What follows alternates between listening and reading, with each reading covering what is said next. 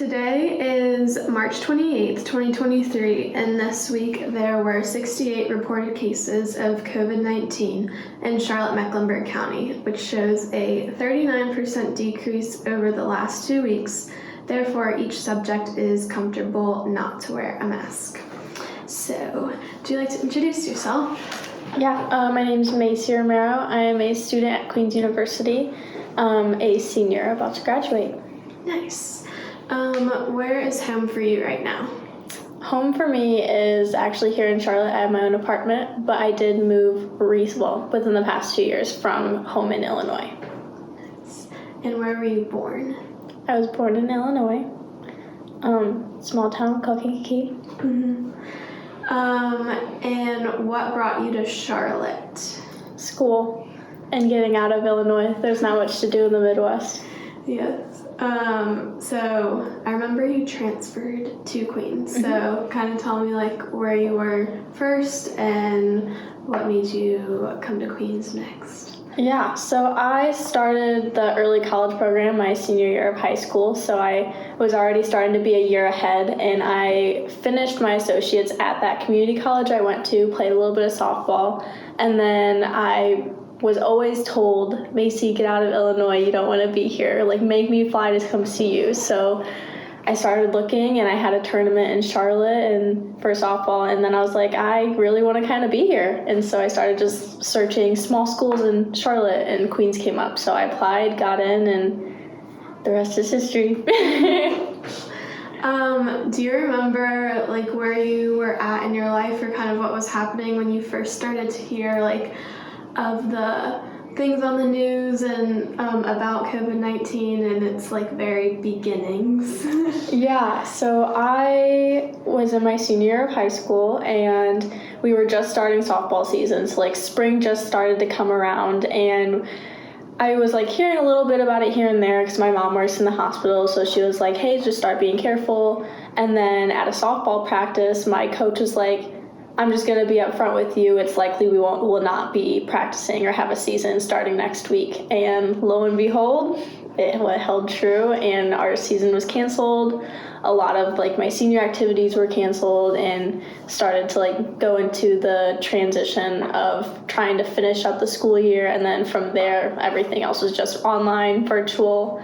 I couldn't serve anymore, but I was in a different job where we had a drive-through, so I could still work that. But other than that, a lot of things just started shutting down rather quickly, actually. Mm-hmm. So what was it like being in your senior year of high school and a lot of things being canceled? Do you remember how that made you feel, or your thoughts during that time? Yeah, it was definitely different because I am really passionate about my sport, so having my senior year taken away it really sucked. And so the only thing I could really do is we had a local batting cages that I could go to myself, by myself, no one else there, so I could go do that. But I luckily am one of the really weird seniors who didn't want to go to any of the dances just because of my current boyfriend. He was older, so we went to his dances, and then we're okay, there's not much for us here anymore, so we started doing our own things. But I know that it definitely affected a lot of people, and just knowing I didn't even get the chance to go was kind of sucks. Taking away a lot of the experience that you should be able to have in senior year, especially because our school always did a senior picnic or a senior field trip, and we would all come together and open up a time capsule. So I just got that mailed to me also.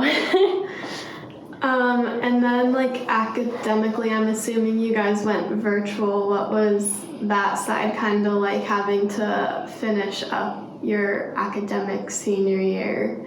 It was weird and hard because most of my classes I was taking at the college, so those teachers did have more of an adjustment of how to do virtual online courses.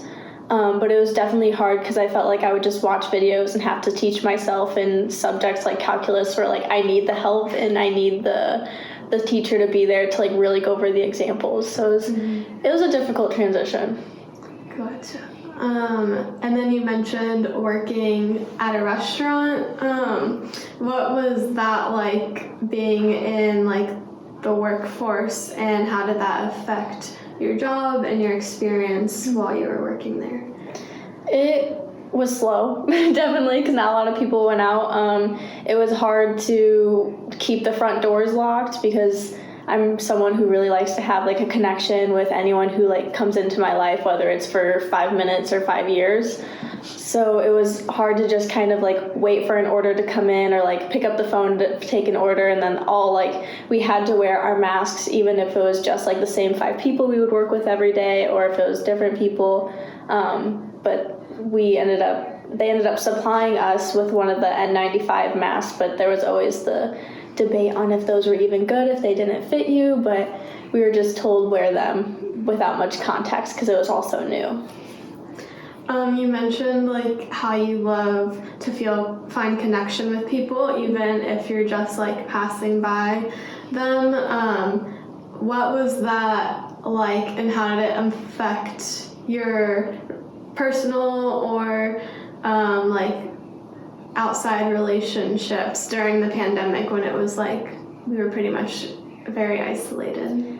It was definitely hard because I am definitely someone who can't be cooped up all the time. So knowing that I can't like leave my room or can't leave the house, or I have to like go really fast into the store and out and I can't talk to anyone, it was definitely hard, especially mentally, and like trying to figure out like who can I go see, or especially family because I'm very close with them. So it's like I couldn't go see my grandma because she was super scared, which very well understood, but we definitely did one of those I see you through like the screen door kind of thing, and have to come drop off packages or something. But it was definitely hard not being able to connect with anyone. Describe your experience like when you did go out in public on the rare occasion during the height of the pandemic. What did it feel like with everyone wearing masks and those types of interactions? It was really weird because when you see people, you see their whole face, but then now like you can only recognize them from their eyes up. And so when you're going out in public, it's almost like everyone is hiding even further than what they may already. So you couldn't really see them for who they wanted to present themselves as, and you couldn't see be able to say like, oh, I really like your lipstick today if they're wearing any, or like I really like your makeup, or just like little things that like we all kind of do like and like to boost people up or just to like create that little connection. So it was definitely weird, and also just felt like every time I'd walk in somewhere, everyone was trying to like be as far away from each other as possible, unlike when you normally go in and you accidentally bump into someone and it would be fine, but now it's like, oh no, I bumped into you, now I have to do all the precautions I need to make sure that I don't catch anything. What are some of the biggest challenges that you faced during the pandemic? Definitely trying to figure out how to go forward in education and school. Like I mentioned, it was really tough just to receive videos of my lectures and expect to like get everything.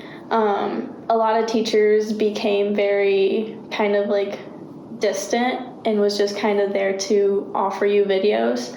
So that was a huge challenge. It was also a big challenge not being able to see my family, because like every Sunday we would always have Sunday breakfast or Sunday brunch, and so everyone would come and we would all just like hang out. But then when the COVID pandemic came, we couldn't, because my grandma, she couldn't be around anyone, same with my grandpa, and my cousin also, he has Down syndrome, so he was very like high risk, and so we couldn't risk having everyone together, especially not knowing where everyone is going and everywhere has been. So those are definitely the two biggest struggles that I faced, is just family and school. Are there any specific outlets you had, like people or activities you liked to do during the pandemic that kind of like de-stressed and like made it a little bit easier to get through? Yeah, I think honestly during COVID is when I started to really pick up yoga. So I would always do a little bit of yoga practice because it started like a little bit into senior year, and then like COVID hit, and it's like that's almost all I could really do, especially on my own. That would help kind of de-stress a little bit. And then luckily both of my parents were okay with me still going back and forth between their houses. So I was still able to see both parents, and they are both huge outlets because I'm like best friends with both of them. And then my boyfriend, he was just like, we would always make sure if we couldn't see each other, we'd like call, FaceTime, or anything like that. Nice. What do you think might be some long-lasting consequences of the pandemic, like either in your life or just on a more like societal level that we may it may never get back to normal?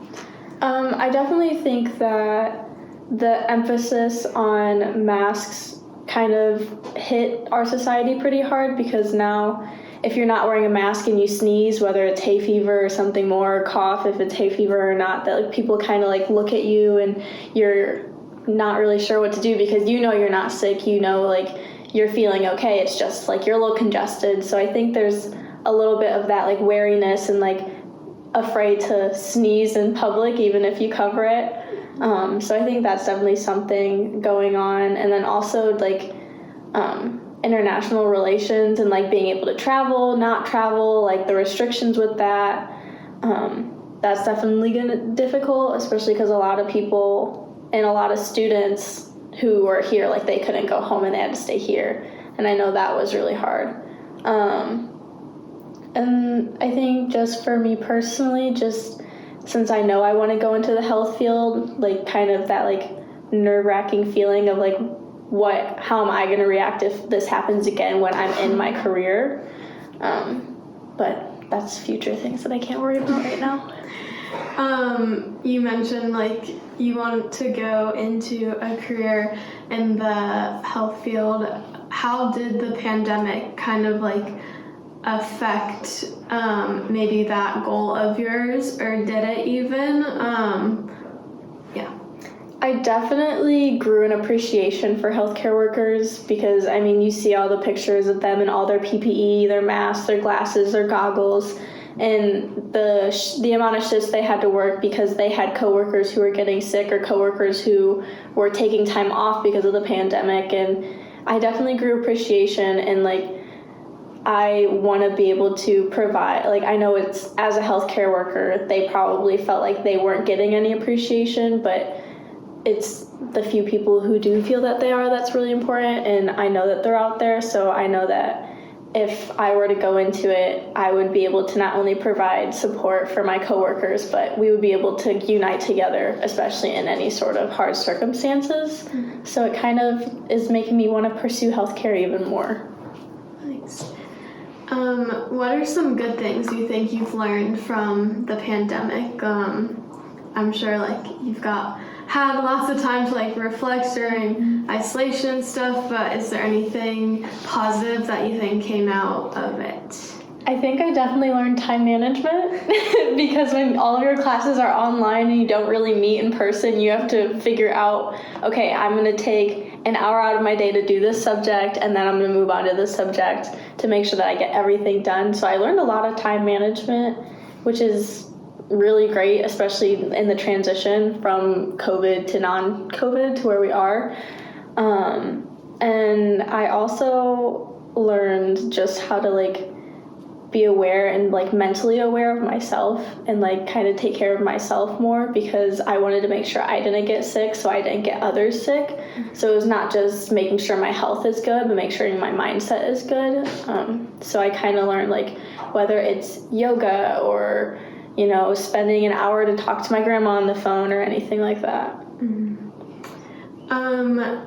What do you think how has it been with the transition, like kind of coming out of all the restrictions and like kind of back to real life? Do you think it will ever be like it was before COVID, or are we kind of like establishing a new normal?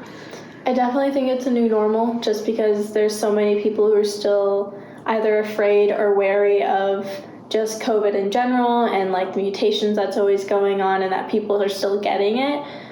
So I definitely think there's a new normal, but I personally was relieved to start seeing the numbers go down and that like I could start like going places again or start having in-person classes. That was huge. So I was definitely relieved of it, and just knowing like numbers are going down, I can start seeing my family more, I can hang out with my friends.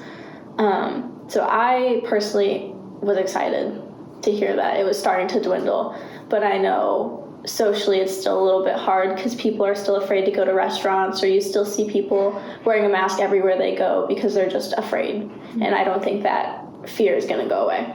Mm-hmm.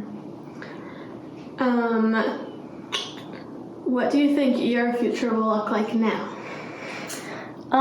It's definitely been changing being in my senior year last semester of undergrad. Mm-hmm. I've been changing my mind on what I want to do like so much, but I think I've got a solid plan of what I want to do. I know I do plan on going to British Columbia in June to July, so that's going to be super exciting to not only travel for the first time out of COVID, but to travel for the first time in general as myself, like being able to go.